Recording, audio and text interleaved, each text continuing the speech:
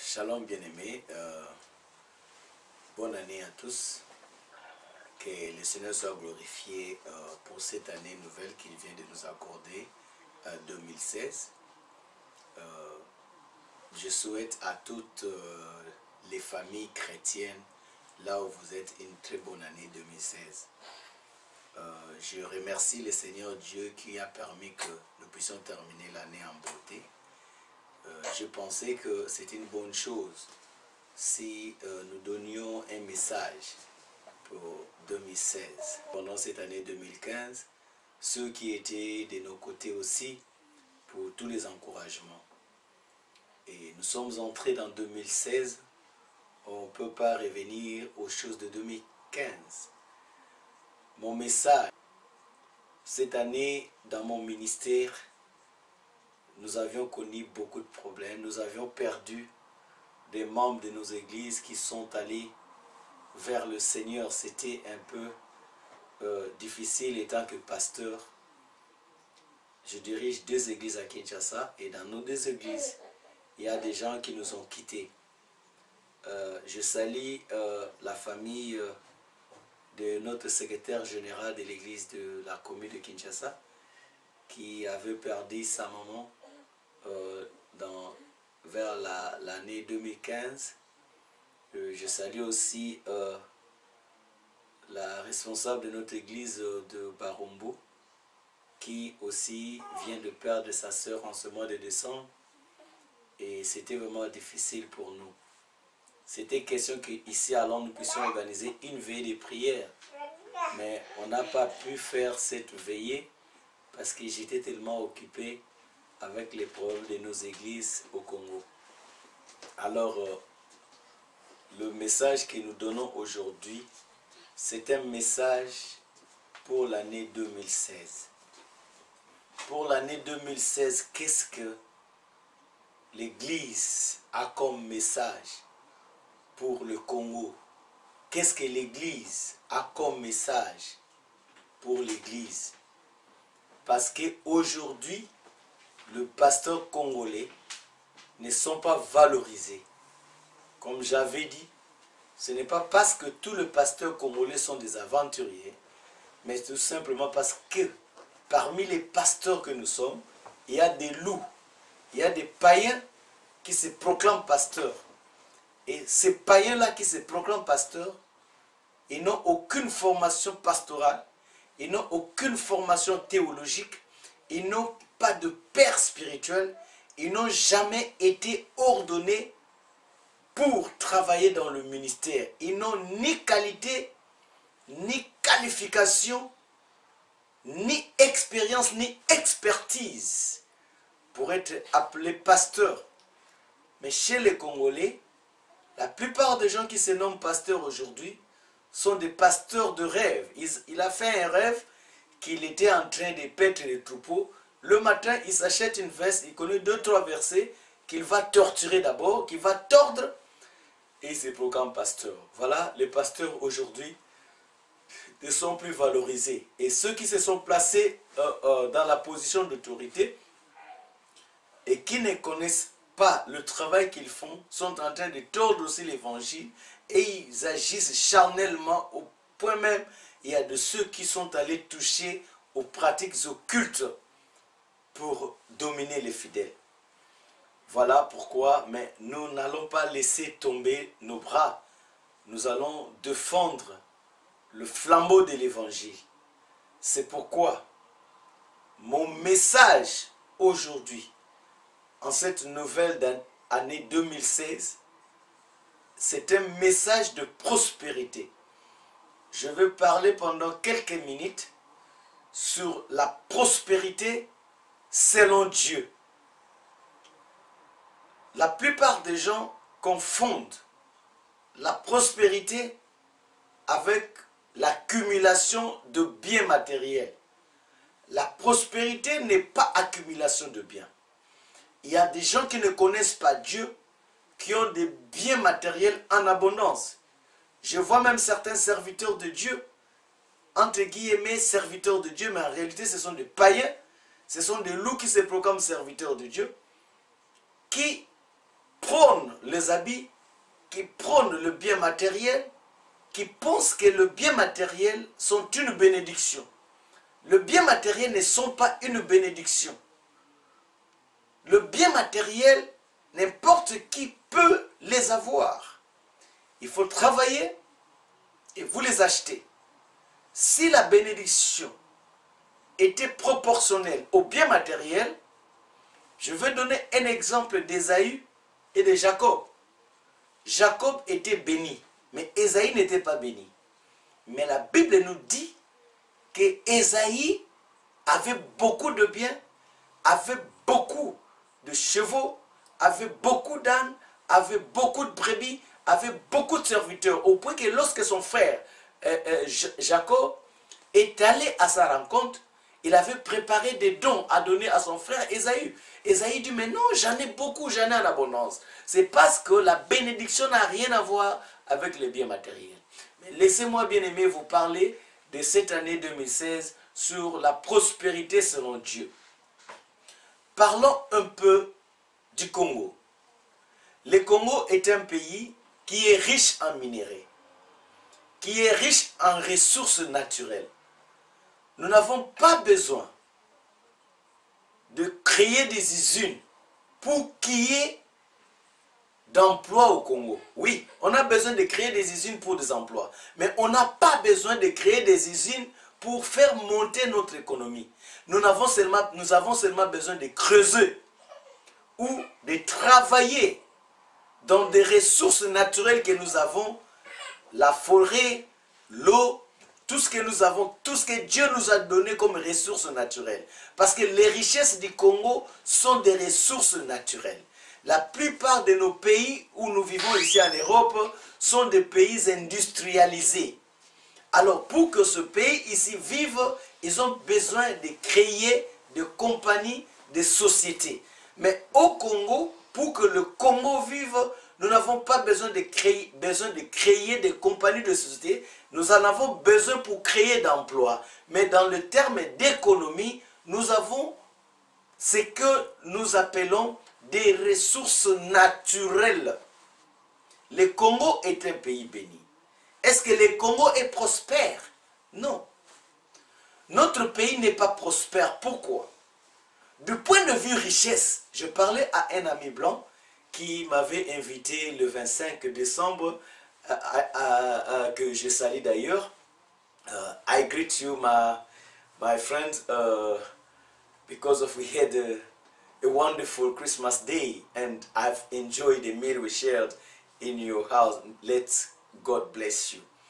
Alors, ils m'avaient invité dans leur famille. Nous avions passé le Christmas avec eux. Il y avait beaucoup de gens. Alors, on parlait du Congo. Je parlais du Congo parce que c'était un sujet qui était venu à table après le repas. Et eux connaissent bien aussi le Congo parce que les Blancs étudient la géographie et l'histoire. Le Congo, qui est riche en minéraux, un pays parmi les pays les plus riches du monde, en termes de minéraux, de ressources naturelles. Nous sommes riches en forêt, nous sommes riches en eau, nous sommes riches en matières premières, nous sommes vraiment riches même dans la potentialité des humains parce que nous sommes 73 millions. Quoiqu'on a tué plus de 12 millions.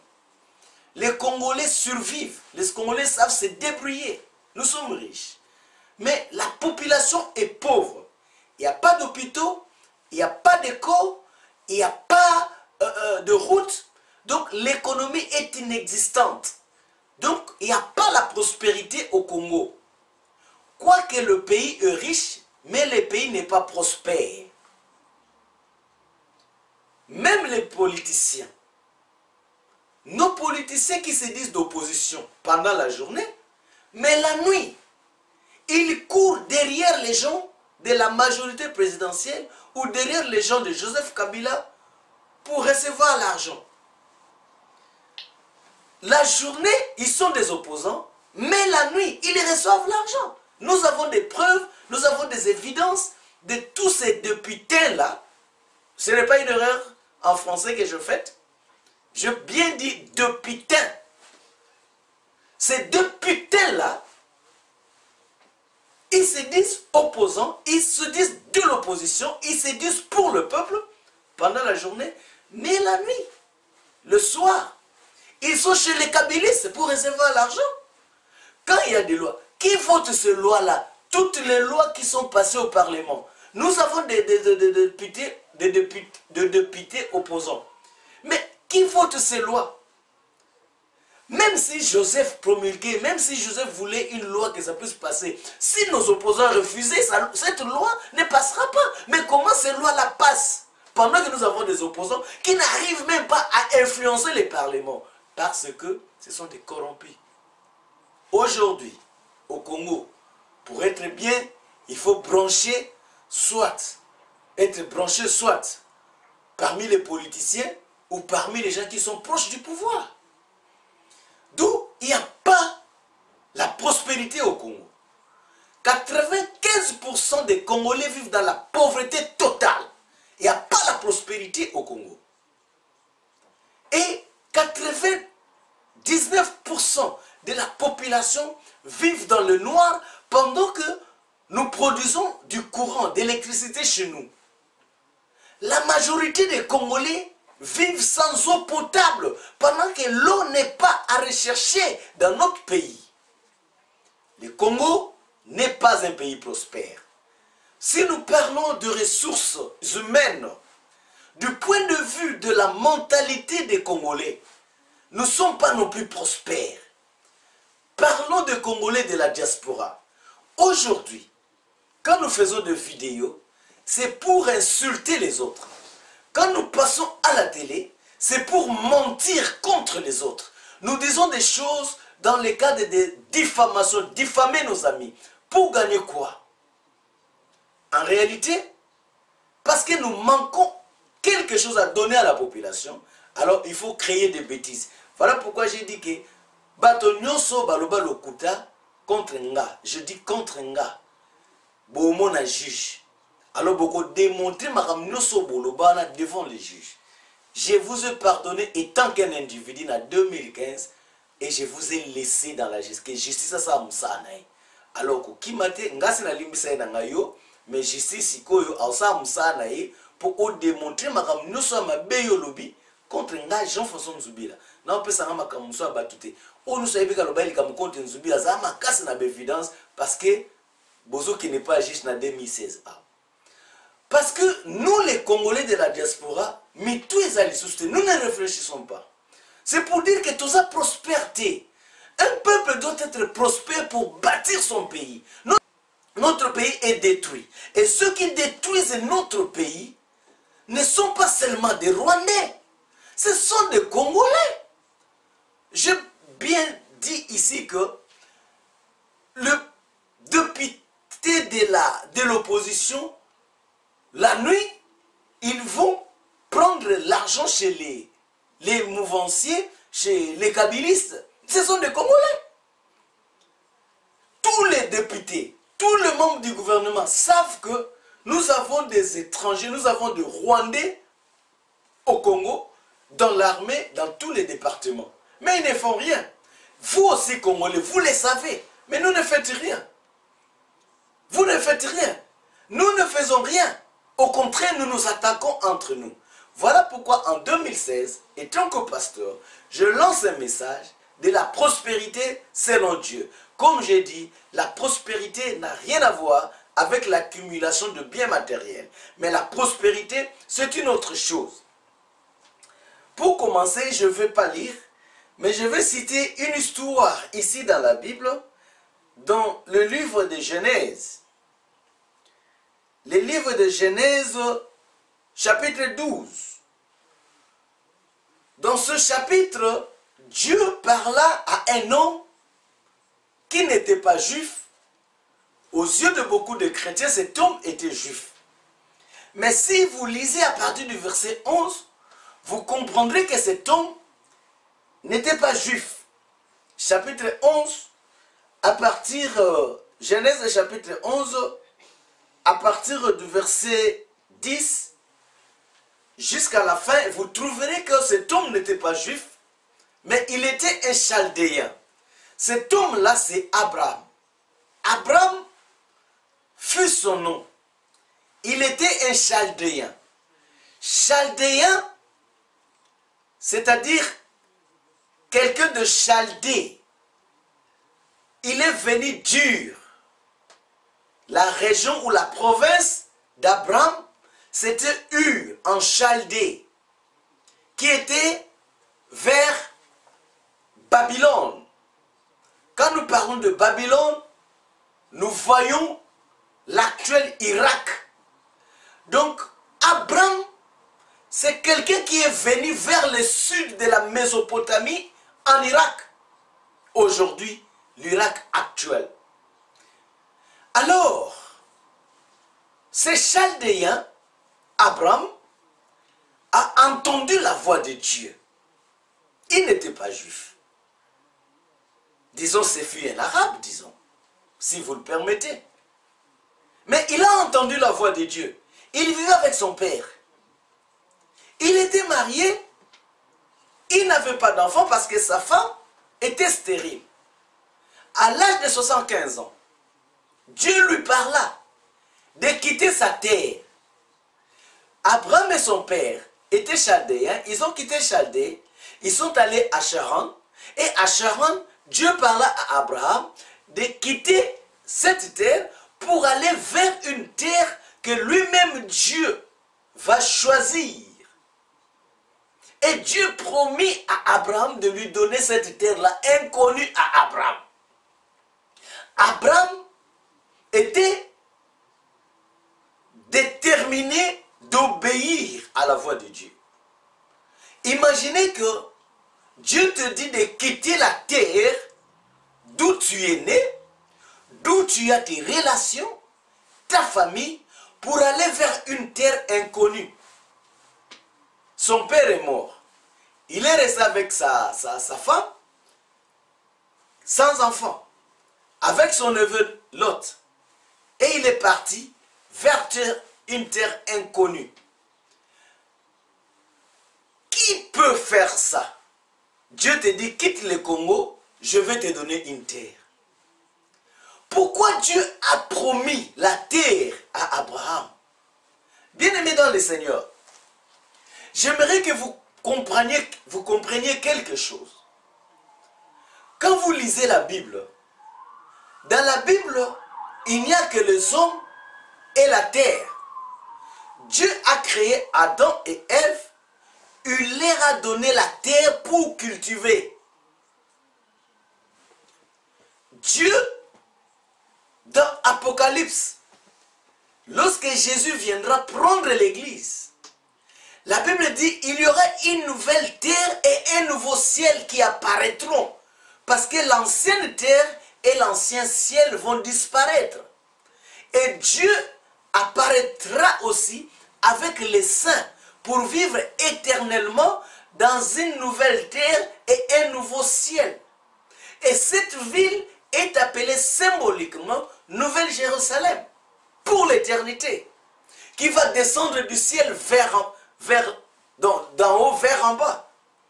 Ça, on en parlera plus tard, lorsque nous parlerons de la fin des temps, parce que les gens ne comprennent pas que l'histoire de Dieu, c'est seulement l'histoire d'un peuple et de la terre.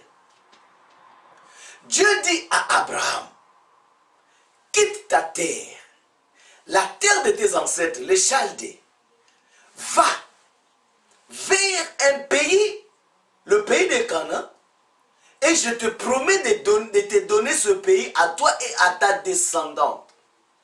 Abraham n'avait pas encore d'enfant, mais Dieu parlait de sa descendance. Abraham, sa femme était stérile, mais Dieu voyait sa descendance. Abraham pouvait dire que non, comment Dieu peux-tu parler de ma descendance pendant que ma femme est stérile, pendant qu'elle ne peut pas avoir d'enfant? Bien-aimé dans le Seigneur, Abraham avait obéi à la voix de Dieu. Dieu avait promis de faire d'Abraham, de faire de son nom Abraham un grand nom et de faire d'Abraham une nation, et par Abraham, toutes les familles de la terre seront bénies. Il avait obéi. Et il est parti. Seulement en entendant, en écoutant, en discernant, en obéissant la voix de Dieu, Abraham est parti. Il a laissé sa terre pour aller vers une terre qui lui a été promise et qu'il ne connaissait même pas. En obéissant à la voix de Dieu, si nous continuons la lecture de l'Ancien Testament, nous verrons que Abraham était maintenant prospère. Dieu l'a béni en termes de biens matériels. Il avait beaucoup de serviteurs et servantes. Il avait beaucoup de vaches, beaucoup de brebis, parce que les gens de cette époque-là étaient des éleveurs. Abraham était riche parce que Dieu était avec lui. La même chose aussi pour nous en cette année 2016. Peut-être tu ne connais pas encore le lendemain, c'est vrai. Peut-être tu ne connais pas encore ce que sera ton futur. Mais je te dis, aie foi en la parole de Dieu. Obéis en la parole de Dieu. Si Dieu parle, l'homme écoute et obéit. Il y a un miracle qui se produit automatiquement. Parce que Dieu s'incarne dans sa parole. En obéissant à la parole de Dieu, vous obéissez à Dieu. Et la parole de Dieu crée le miracle dans la vie de quiconque obéit à cette parole. Comme Abraham avait obéi, il était béni. Et je te dis encore en cette année 2016, peut-être tu n'as pas réussi en 2015. Tu as cherché du travail en 2015, tu n'as pas trouvé. Tu as fait des projets en 2016, en 2015 qui ne se sont pas réalisés. En cette année 2016, je te dis arrête. Change ta façon de penser. Tu pensais étant qu'humain. Maintenant ne pense pas étant qu'humain. Pense selon la parole de Dieu. Parce que cette année 2016, si tu l'entres avec Dieu, ça sera une année de succès pour toi. Ça sera une année de prospérité pour toi. Une prospérité selon Dieu. Quand Dieu avait créé le ciel et la terre, à la fin, il avait créé l'homme. En créant l'homme, Dieu a donné du travail à l'homme. Il lui dit, cultivez les jardins et gardez-les. Parce que le rôle de l'homme dans les jardins, c'était de le cultiver et de les garder. Dieu avait créé, c'est à l'homme de garder et c'est à l'homme de le cultiver. Mais nous, Congolais, par exemple, aujourd'hui, Dieu nous a donné une terre. Abraham était à la recherche d'une terre. Nous avons une terre qui est le Congo. Une terre que Dieu a bénie, que nous connaissons tous. Et dans cette terre-là, il y a le peuple que nous sommes, Congolais. Mais malheureusement, la terre qui nous a été donnée par Dieu, nous n'avons pas le pouvoir sur cette terre-là. À qui la faute? Est-ce que c'est la faute de ceux qui nous dominent ou c'est notre faute à nous qui ne savons pas prendre autorité sur notre propre terre?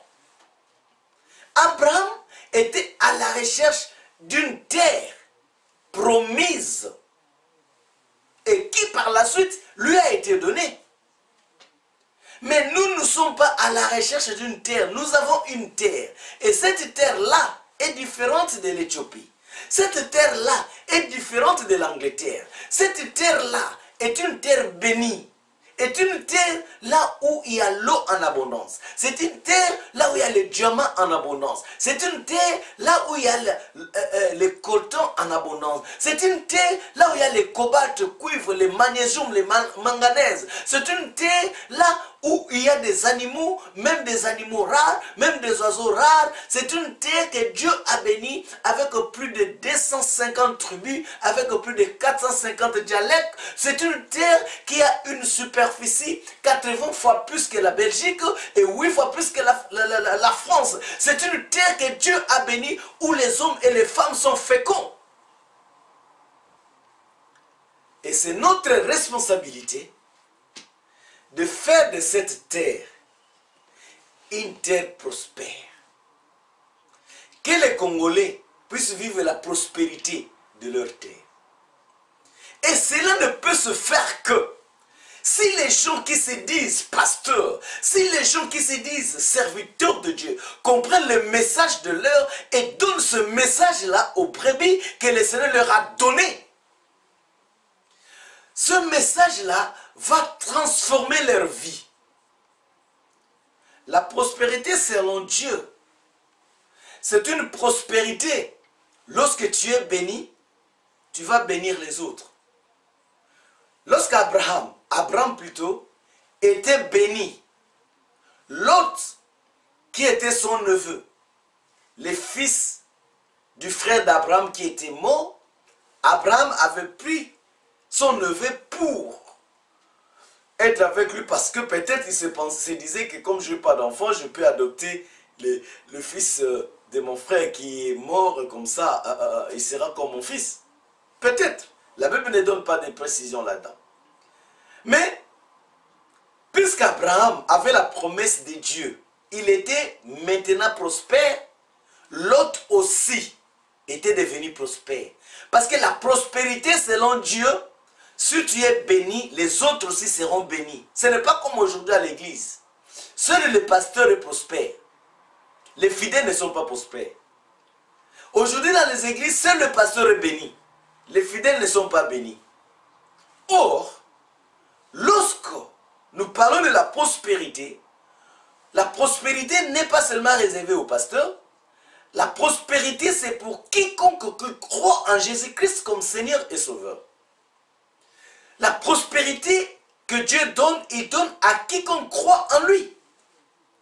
Ce n'est pas ce que nous voyons dans nos églises congolaises, où le pasteur seul se proclame être prospère, pendant que les fidèles sont au chômage, pendant que le fidèle n'arrive même pas à s'acheter des maisons, pendant que le pasteur, lui, ne se lasse pas d'acheter des maisons. Le fidèle n'arrive pas à trouver du travail, mais ils arrivent quand même avec l'argent de bénéfice qu'on leur donne, de payer la dîme à l'église, de contribuer à l'église. Toutes les semaines, on ne fait que demander l'argent. Et ce fidèle-là qui n'arrive pas à trouver du boulot est en train de contribuer. Mais le pasteur qui ne contribue même pas dans son propre ministère est en train de clamer qu'il est prospère. Ça, c'est seulement des escroqueries au nom de l'évangile. Mais la prospérité dont nous faisons mention ici, selon Dieu, lorsque quelqu'un est placé au niveau d'autorité et prospère, tous ceux qui sont à côté sont aussi prospères.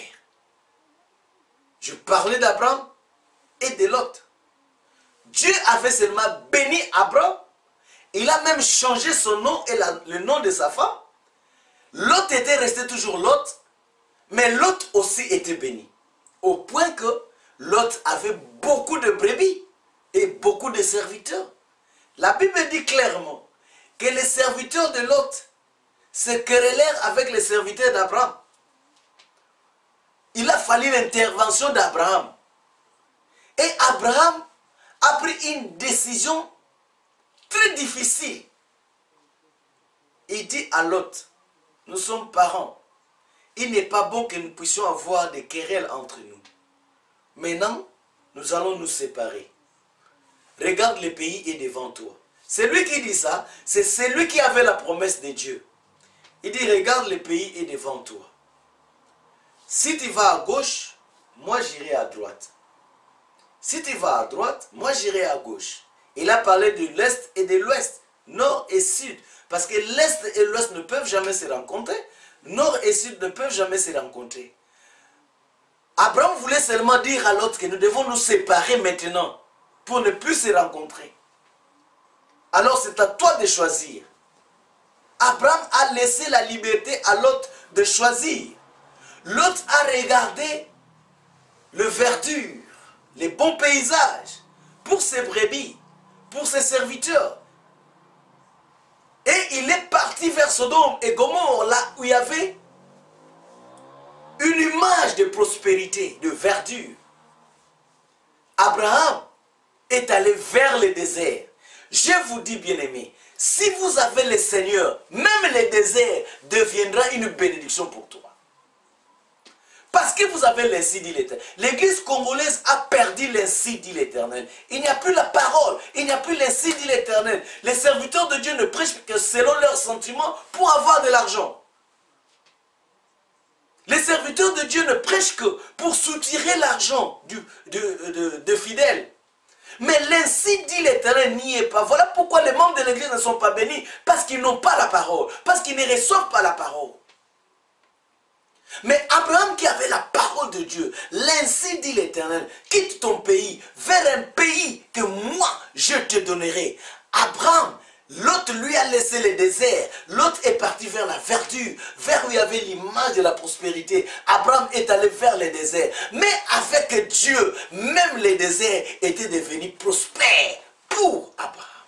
La Bible ne dit pas qu'Abraham avait tout perdu parce qu'il était allé dans le désert. Ses brebis n'ont pas manqué de verdure à manger. Ses brebis n'ont pas manqué d'eau à boire. Au point qu'Abraham creusa dans le désert et il trouva des puits d'eau.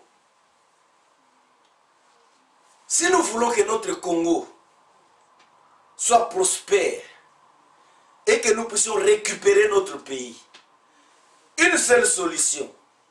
Les hommes de Dieu, mettez-vous debout, comme Josué. C'est Josué qui avait donné la terre qui était promise à Abraham, aux Israélites. Ce n'est pas Abraham qui avait donné la terre aux Israélites. Ce n'est pas Moïse qui avait donné la terre aux Israélites. C'est Josué. Josué fut serviteur de Moïse. Josué servait dans le tabernacle.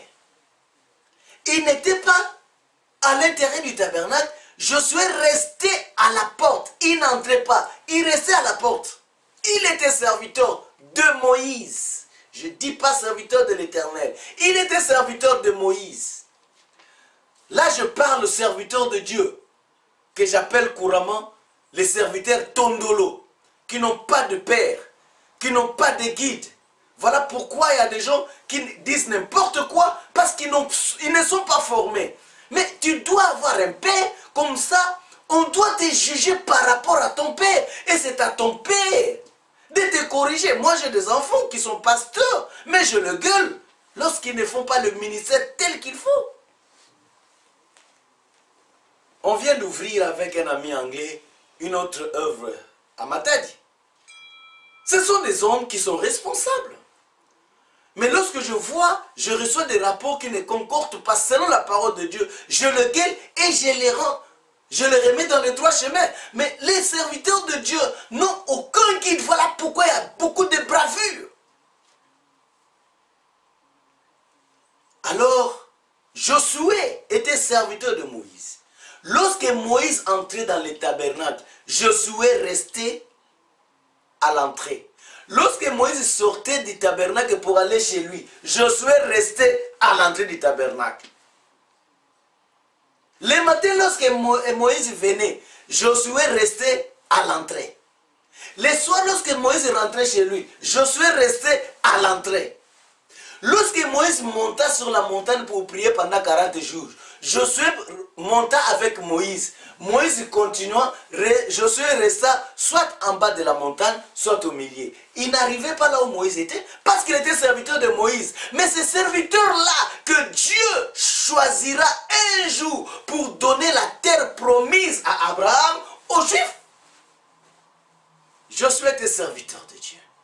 Où es-tu serviteur de Dieu?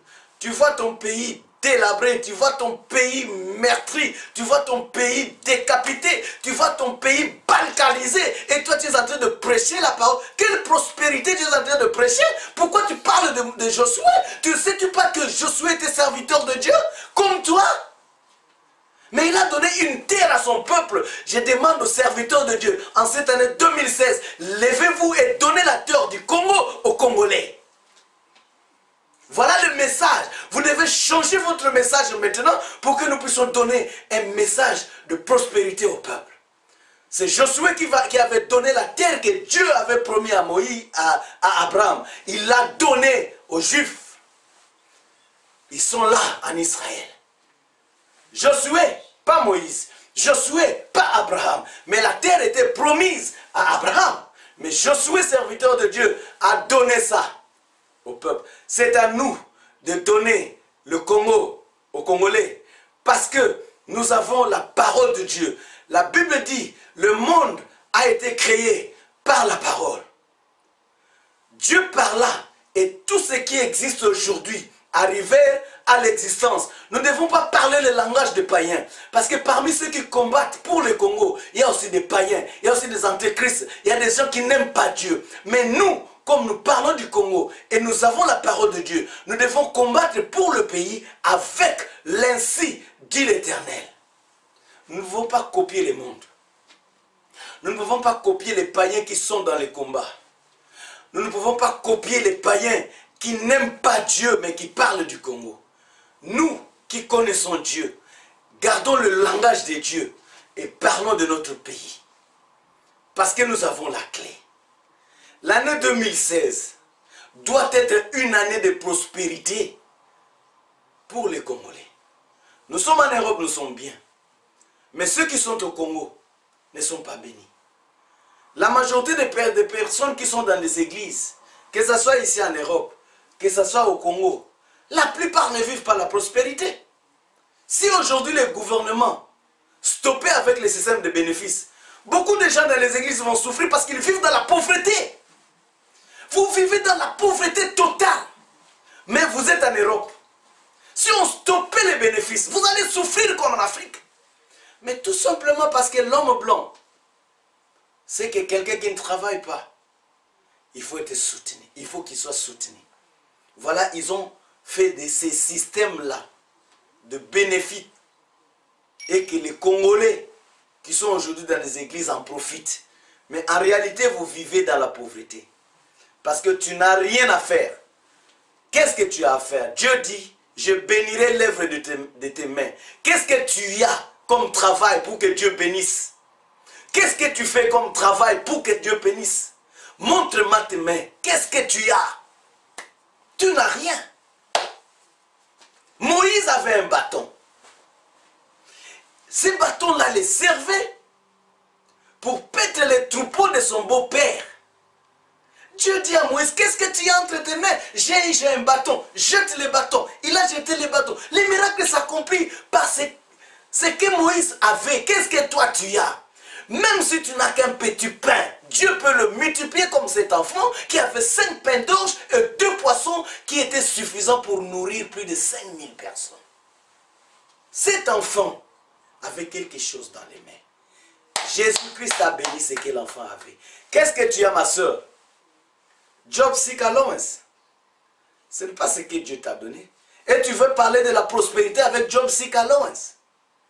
Tu ne peux pas être prospère, bien-aimé. Cette année, tu dois faire la résolution de te chercher un travail.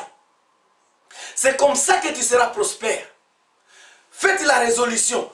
Tu vas faire une prière pour dire, Seigneur, je veux que cette année 2016, que je me trouve un travail. Parce que toi, tu vas bénir l'œuvre de mes mains. C'est comme ça que tu deviendras prospère. Un pays se construit par le travail. Un pays ne se construit pas par la prière. Le Congo en est un exemple. Il y a des églises dans chaque rue du Congo. Il y a des églises après l'intervalle de 10 ou 20 parcelles au Congo. Les pasteurs, on ne peut même plus en compter. Ici en Europe, on ne peut même plus en compter. Mais les Congos ne vivent pas la prospérité. Parce qu'un pays ne se construit pas par la prière. Un pays se construit par le travail. Dieu, le Dieu de la Bible, c'est un travailleur.